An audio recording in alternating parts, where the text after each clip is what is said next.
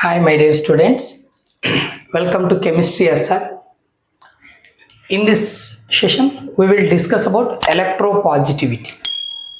ఇది మన inter first ఇయర్లో సెకండ్ చాప్టర్ అయిన classification of elements and periodic properties. ఈ చాప్టర్లో ఎలక్ట్రోపాజిటివిటీ అనేది చిన్న టాపిక్. దీన్ని ఒకసారి పబ్లిక్లో 2 మార్క్స్ కూడా అడిగాడు, only definition.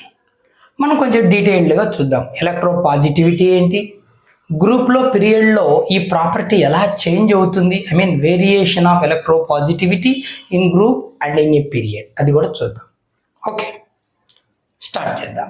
ఎలక్ట్రోపాజిటివిటీ. What is meant by ఎలక్ట్రోపాజిటివిటీ?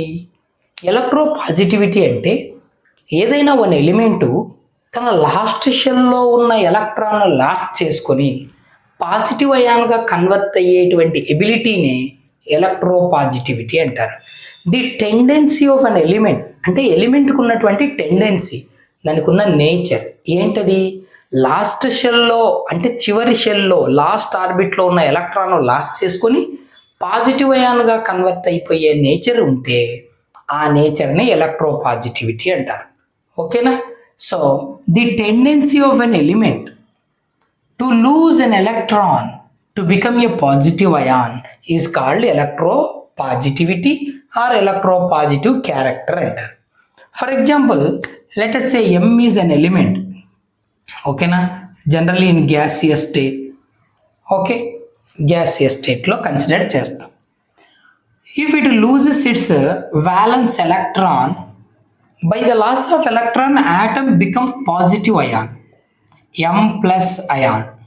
ఓకేనా? So like this atoms have some tendency to lose valence electron to become the positive ion. ఇలాంటి నేచర్ని ఎలక్ట్రోపాజిటివ్ నేచర్ అంటారు. ఓకేనా? సరే, మరి ఈ ఎలక్ట్రోపాజిటివ్ నేచర్ ఎప్పుడు ఉంటుంది ఎలిమెంట్కి? ఇది కదా మనం తెలుసుకోవాలి. అన్ని ఎలిమెంట్స్కి ఉంటుందా అంటే ఉండదు. ఎవరికి ఉంటుందంటే లార్జర్ ద సైజ్. ఒకవేళ ఆ ఎలిమెంట్ ఆటమ్ సైజు లార్జ్ ఉంటే, లార్జ్ ఉన్నప్పుడు న్యూక్లియస్ అట్రాక్షన్స్ ఆ లాస్ట్ షెల్ పైన పెద్దగా పడవు కదా, అంత ఎక్కువగా లాస్ట్ ఎలక్ట్రాన్ పుల్ చేయలేదు కదా, కాబట్టి లాస్ట్ ఎలక్ట్రాన్ ఈజీగా వెళ్ళిపోయే ఛాన్స్ ఉంది, అంటే పాజిటివ్ అయాన్ వచ్చే ఛాన్స్ ఉంది. అలాగే smaller the ionisation energy. Ionisation energy అంటే ఏంటి? లాస్ట్ షెల్లో ఉన్న ఎలక్ట్రాన్ రిమూవ్ చేయడానికి రిక్వైర్డ్ ఎనర్జీని అయనైజేషన్ ఎనర్జీ అంటాం. ఆ అయనైజేషన్ ఎనర్జీ స్మాలర్, తక్కువగా ఉంది అంటే, కొంచెమే అంటే ఆ కొంచెం ఎనర్జీని ఇచ్చి ఎలక్ట్రాన్ ఈజీగా తీసేయచ్చనే కదా అర్థం. అంటే ఏదైనా ఎలిమెంట్ అయనైజేషన్ ఎంథాల్పీ లేదా అయనైజేషన్ ఎనర్జీ వాల్యూ స్మాలర్గా ఉన్నా, అలాగే సైజు లార్జర్ ఉన్నా, then greater the electropositive nature. అప్పుడు ఆ ఎలిమెంట్ ఎలక్ట్రోపాజిటివ్ నేచర్ గ్రేటర్గా ఉంది అని అర్థం. అంటే వెంటనే ఎలక్ట్రాన్ ఆర్ ఎలక్ట్రాన్స్ లాస్ అయిపోయి పాజిటివ్ అయాన్ ఇస్తుంది. ఒక ఎలక్ట్రాన్ లాస్ అయితే +1, 2 లాస్ అయితే +2, 3 లాస్ అయితే +3, అలా అన్నమాట. Okay, as electropositive nature increases metallic nature increases. అంటే అర్థం ఏంటి? జనరల్లీ మెటల్స్ ఆర్ ఎలక్ట్రోపాజిటివ్ అని చెప్పచ్చు. Metals are ఎలక్ట్రోపాజిటివ్.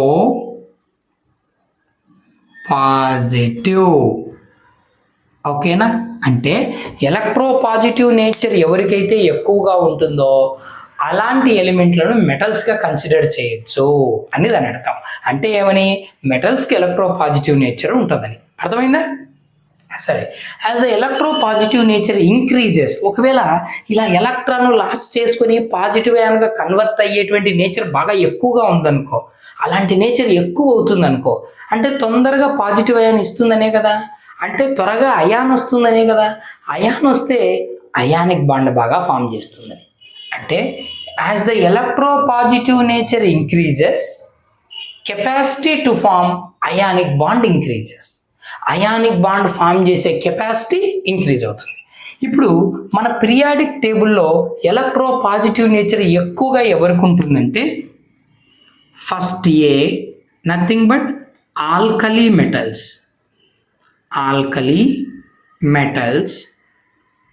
Second A nothing but alkaline earth metals. ఓకేనా? First A and second A. First A అంటే lithium, sodium, potassium, rubidium, caesium. Second ఏంటి? Beryllium, magnesium, calcium, strontium, barium.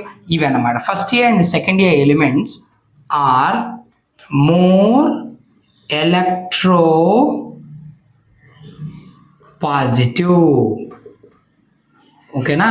More electro positive కాబట్టి more ionic bond ఉంటుంది. అంటే అవి form చేసే బాండ్కి more ionic character ఉంటుంది.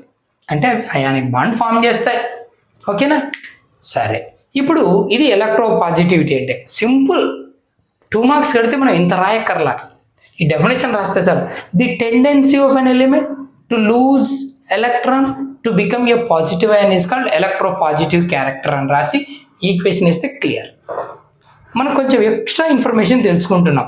ఎవరికి ఎలక్ట్రో పాజిటివ్ ఉంటుంది? ఎలక్ట్రాన్ లాస్ అయ్యేదానికి ఎలక్ట్రో పాజిటివిటీ అంటాం. ఎవరు లాస్ అవుతారు? లార్జ్ సైజు అయ్యి తక్కువ ఉంటాయి. మోర్ ఎలక్ట్రో పాజిటివ్ నేచర్ అంటే మెటల్స్ అని చెప్పచ్చు. Example first A alkaline, second A first A alkali, second A alkaline earth metals.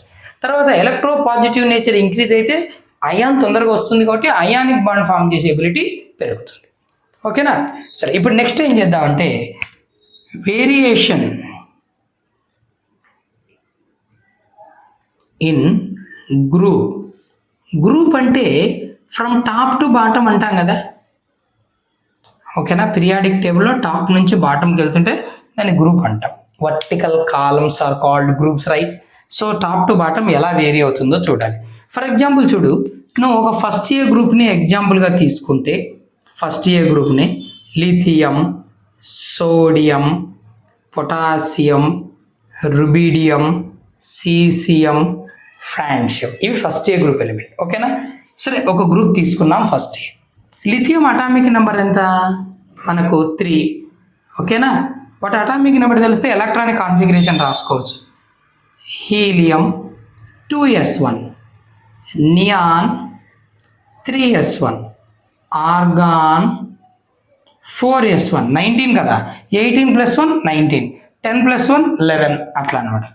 Krypton 36, 5s1, xenon 54, 6s1.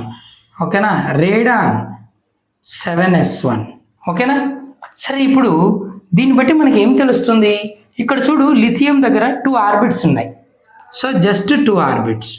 సోడియంకి వచ్చేసరికి 3 ఆర్బిట్స్ ఉన్నాయి, 1 2 3.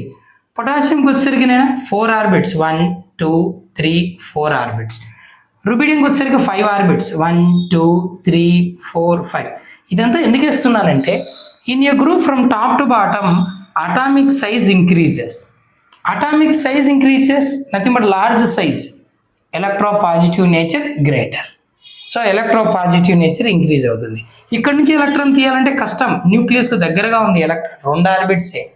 సో ఈజీగా ఎలక్ట్రాన్ పోదు, పాజిటివ్ అని రాదు. బట్ ఇక్కడ సైజ్ ఇంక్రీజ్ అవుతున్న కొద్దీ న్యూక్లియస్ అట్రాక్షన్స్ తగ్గిపోతాయి. సో ఈజీగా ఎలక్ట్రాన్ అయిపోయి పాజిటివ్ అని వస్తుంది. సో ఇది మీకు అర్థం కావడానికి ఇదేం రాయక్కర్లేదు. సో ఇక్కడ ఏం చెప్పొచ్చు? In A group from top to bottom electro positive nature ఏమవుతుంది? ఇంక్రీజెస్. ఓకే, అది సరే. మరి పీరియడ్లో, పీరియడ్ అంటే లెఫ్ట్ నుంచి రైట్ కదా. So variation in period, nothing but left to right. Horizontal rows are called periods అని చదివింటాం. ఓకేనా? ఏదైనా ఒక పీరియడ్ తీసుకుంటే లెఫ్ట్ నుంచి రైట్కి సైజ్ ఏమవుతుంది? డిక్రీజెస్ అని చెప్తాం. కాబట్టి electro positive nature decreases. Size decrease అవుతే న్యూక్లియస్ టైట్గా హోల్డ్ చేస్తుంది, ఎలక్ట్రాన్ ఈజీగా పోవు, పాజిటివ్ అని రాదు. అంటే ఎలక్ట్రో పాజిటివ్ నేచర్ డిక్రీజెస్. దీనికి ఆపోజిటే, గ్రూప్కి ఆపోజిటే పీరియడ్. సో ఇక్కడ ఏం రాయొచ్చు? ఇన్ ఏ పీరియడ్, ఈపీ అని రాద్దామా? ఎలక్ట్రో పాజిటివ్ నేచర్ పీరియడ్లో ఎలా ఉంటుంది? డిక్రీజెస్. వైనా? Because atomic size decreases. Because atomic size decreases. ఇది ఎలక్ట్రోపాజిటివ్ నేచర్ గురించి ఒక చిన్న topic. Okay, clear? I hope you understand. ఏం ప్రాబ్లం లేదనుకుంటా. ఎలక్ట్రాన్ రాసేవి పాజిటివ్ అని రావడమే ఎలక్ట్రోపాజిటివిటీ. ఎప్పుడు పాజిబుల్ అవుతుంది? సైజు లార్జ్ ఉన్న, అయనైజేషన్ ఎనర్జీ లెస్ ఉన్నా. తర్వాత ఎలక్ట్రోపాజిటివ్ నేచర్ ఎక్కువగా ఉంటే మెటాలిక్ నేచర్ అని చెప్పొచ్చు. మెటాల్ నేచర్ ఉంటుంది అంటే జనరల్లీ మెటల్స్ అని చెప్పొచ్చు. ఓకే, ఎలక్ట్రోపాజిటివ్ నేచర్ మోర్ అయితే అయానిక్ బాండ్ ఫామ్ చేసే ఎబిలిటీ ఉంటుంది. గ్రూప్లో ఇంక్రీజ్ అవుతుంది ఎలక్ట్రోపాజిటివ్ నేచర్. అదే పీరియడ్లో తీసుకుంటే ఎలక్ట్రోపాజిటివ్ నేచర్ డిక్రీజెస్. ఎందుకు డిక్రీజ్ అవుతుందంటే because atomic size decreases. Clear? సింపుల్గా అడిగితే 2 మార్క్స్ డెఫినేషన్ ఈక్వేషన్ ఇస్తే చాలు. I hope you understand. Thank you.